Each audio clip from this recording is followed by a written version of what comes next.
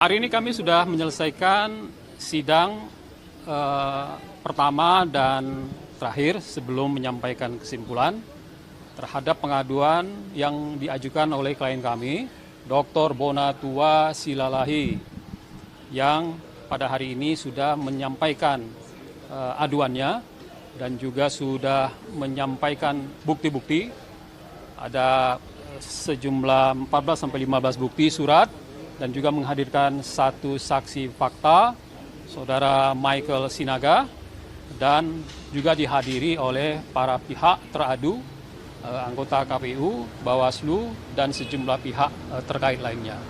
Alhamdulillah hari ini kita sudah mendapatkan satu pengalaman berharga, karena dari jutaan penduduk Indonesia cuma satu orang Bonatua Silalahi yang mengadukan ke DKPP perihal arsip.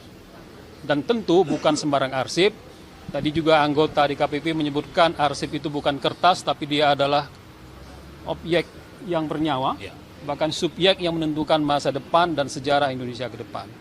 Jadi kita ingin menguji dan melaporkan dan meminta keadilan secara etika penyelenggara pemilihan umum, bahwa ada hal-hal yang memang harus dijaga, yaitu menjaga arsip dalam penyelenggaraan pemilihan umum, bukan saja dalam kerangka penyelenggaraan tata kelola pemilihan umum, tapi juga tata kelola administrasi pemerintahan. Dan itu yang ingin kita perbaiki. Jadi niat asli kita adalah Saudara Bonatua untuk menata, memperbaiki korektif kebijakan terhadap administrasi dan tata kelola administrasi arsip penyelenggaraan pemilu, termasuk dan tentunya syarat legalisir ijazah calon pemimpin bangsa. Untuk lebih detailnya, Saudara Bonatua bisa menyampaikan pendapatnya.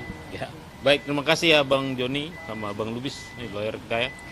Jadi memang ini rangkaian ya dari hasil temuan saya, barang bukti yang sangat penting, fakta bahwa ada legalisir ijazah terlegalisir namun tanpa tanggal yang melanggar Undang-Undang Administrasi Pemerintahan nomor 30 tahun 2014 dan juga Peraturan Menteri Pendidikan Nasional nomor 59 tahun 2008 dan Keputusan Menteri Pendidikan dan Kebudayaan nomor 234 tahun 1997 yang jelas menyebutkan bahwa itu salah, tidak boleh ada legalisir tanpa tanggal.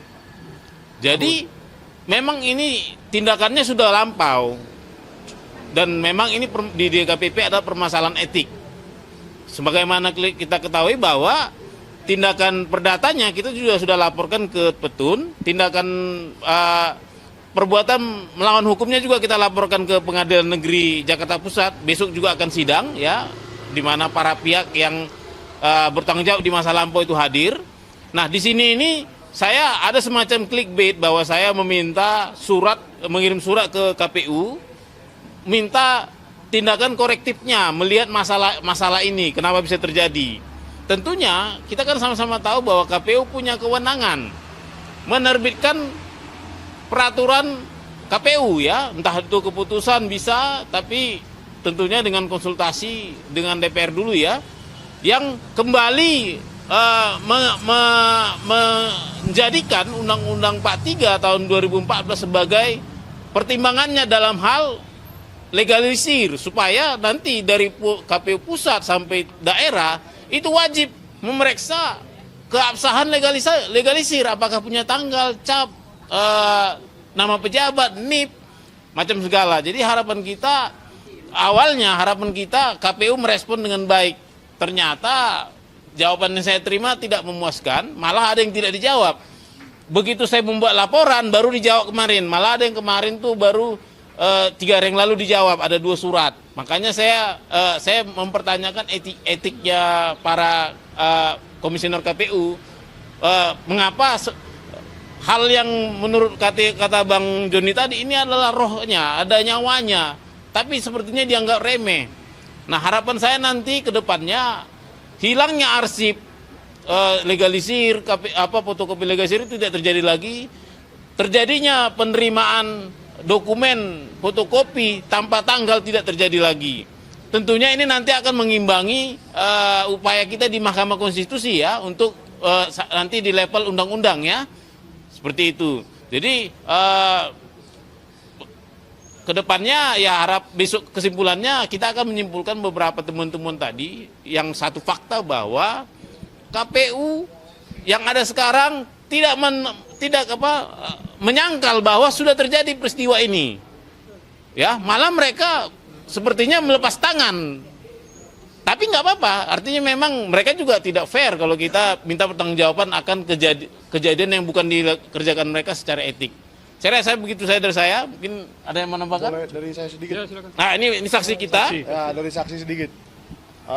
Geser sedikit lah ya. Banyak nggak apa-apa, Pak. Gua nggak muat soalnya, ya kan? Oke, terima kasih Pak Bonatua yang sudah mengajak saya menjadi saksi. Yang saya saksikan itu sebenarnya yang paling penting dari semua yang saya saksikan. Saya ulang lagi ya. Ya, yang paling penting dari semua yang saya saksikan adalah bahwa ternyata selama ini Bawaslu pun tidak tahu apa-apa mengenai yang kita pertanyakan, yaitu ijazah. Ijazah ini sudah dipertanyakan Bambang Tri sejak 2016, bahkan 2017 Bambang Tri divonis penjara ya di Blora. Tetapi 2019 Bawaslu mengaku tidak tahu apa-apa. Tadi orangnya sudah ada tuh, orang Bawaslu yang memegang pengaduan. Ketuanya yang masalah pengaduan. Jadi mereka tidak tahu apa yang terjadi di media massa. Saya sebagai wartawan sangat menyayangkan itu. Dan saya mengajak kawan-kawan supaya besok-besok tidak terjadi lagi. Kita kan dari kemarin bertanya-tanya nih, ijazah siapa lagi yang palsu? Ada yang gubernur, wakil gubernur, ada yang macam-macam lah DPRD. Nah, supaya 2024 tidak kejadian lagi, saya mau mengajak anak-anak muda, kita pertanyakan semua dokumen pencalonan siapapun yang mau mencalonkan diri di 2024. Jangan sampai Bawaslu pakai alasan-alasan seperti itu lagi. Tidak ada pengaduan, tidak ada yang memberikan surat kepada kami. Pertanyakan semua yang mau kita pertanyakan, termasuk siapapun, terutama yang mau mencalonkan diri sebagai presiden dan wakil presiden. Jangan sampai skandal yang memalukan negara seperti ini terulang lagi di 2029. Kalau terulang lagi di 2029, kitalah rakyat yang salah. Karena sudah parah sekali menurut saya ini. Itulah pelajaran yang saya dapat. Itu nanti mau kita jadikan bukti. Ya. Nanti kasus bahwa Bawaslu lalai ya, bisa Bawaslu jadi. lalai. Karena di persidangan live tadi publik melihat, beliau tidak tahu. Iya, tidak tahu yang terjadi di media massa. Seharusnya mereka itu proaktif, bukan inaktif, bukan pasif. Karena mereka dibayar untuk itu kan. Betul. Seperti itu. Jadi itulah ajakan saya untuk anak-anak muda. Gak sempet baca? Dengerin aja, klik icon text to speech di okezone.com.